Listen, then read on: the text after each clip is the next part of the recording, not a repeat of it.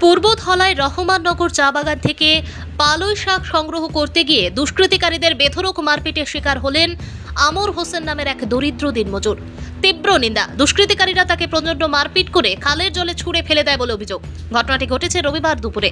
এ নিয়ে পূর্বধলাইয়ের গঙ্গানগর ১৩ নম্বর খণ্ড গ্রামের বাসিন্দা রমজান আলী, সোমবার থাঙ্কিমনগর ৩য় খণ্ডের বাসিন্দা দিলীপ রাজওয়ার, রাজু দাস সহ আরও কয়েকজনকে অভিযুক্ত করে সোমবার কচুদরম থানায় একটি মামলা দায়ের করেছেন। ঘটনা নিয়ে চাঞ্চল্য। কচুদরম থানার পুলিশ অভিযান শুরু করেছে। আমরা আমুর সেন্টে বুঝছো না, কালকে 12টার সময় এই বাগানে একটা ফালই তুলা যাওয়ার পরে তারে 3-4টা ছেলে দর্শন দরিয়া রান্না হয়ে একটা ছেলে আরও 2-3 জন আর আমরা নাম তার বলা জানি আর না। যেমন তারা ফাইছেন হওয়ার পরে তারে দরিয়া খুব মারপিট করছেন বুঝছেন, করার পরে তারে মারি দড়ি খালো ফালাইয়া এরপরে আমরা বাড়ির বাড়িতে মানুষের খবর দিছেন। তারা মানুষে ফোন করে আমরা খবর দিছে, দিয়া কইছে ওলা তোমরা মানুষে কোন মারি দিয়েছিরা, তোমরা জলদি ও বাদে আমরা বাদে দৌড়ি দাঁড়িয়ে গেছি। গিয়া পাইছি যেন অন্য মানুষের জন্য তারা লইয়া আওয়াজ ফটো পাইছি। হওয়ার পরে তারে আমরা সমঝাই দিছে, দেওয়ার পরে মানুষটারে বহুত সিরিয়াস আমরা লগে লইয়া গেছি কচুদরম থানাত যাওয়ার পরে এফআইআর করি আমরা সোনাই থানাত গেছি, সোনাই হসপিটাল গিয়া আমরা সোনাই হসপিটালে বাদে রেফার দিলাইছি মেডিকেল। আমরা লগে বাদে মেডিকেল নিয়ে অ্যাডমিশন করাইছি। সিরিয়াস খুব খারাপ তার।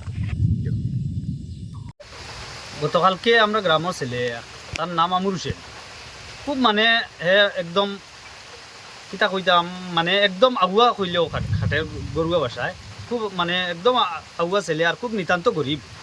তারে আপনারা আইসুন দেখছুন মানে তার বাড়িঘরের অবস্থা খুব নিতান্ত গরিব। দিনমজুরি কাজ করে। কালকে তার কাজ বন্ধ আসলো, হে মনে করে বাগানও গেছে, রহমাননগর বাগানও ফালই শাক উঠানি যাওয়ার পরে এখানে দিলীপ রাজওয়ার, রানা দাস, রাজু দাস আরও আরও কতজন ছেলে মিলিয়া তারে ডাকিয়া ওখান থেকে নিয়া ওদিকে বাগানোর আরও একটু ভিতরে দিকে নিছে, নিয়ে ওখান থেকে তারে দৌড়িয়া তার বাড়িতে নিছে।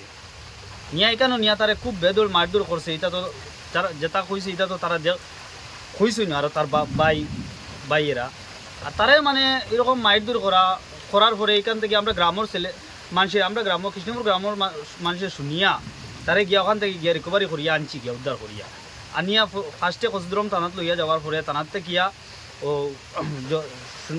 সোনাই হসপিটালও প্রাথমিক চিকিৎসা করার পরে এখানে রাখছে না, তারা এক্সরে রিপোর্ট কিতা কিছু দেওয়া হয়েছে, করাইতে লাগে শিলচর মেডিকেল নেওয়া হয়েছে। এখন পর্যন্ত সে শিলচর মেডিকেল অ্যাডমিট আছে বর্তমানে। এখন কথা হইল গিয়া এরকম মানে যে তারে মায়ের দৌড়, এটার মানে আমরা তীব্র নিন্দা জানাই। এরকম কাজটা মানে খুব মানে নেককারজনক কাজ, এই কাজটা এর তীব্র নিন্দা জানাই এবং যে বা যারা এই কাজটা করছে তার উচিত শাস্তি চাই আমরা।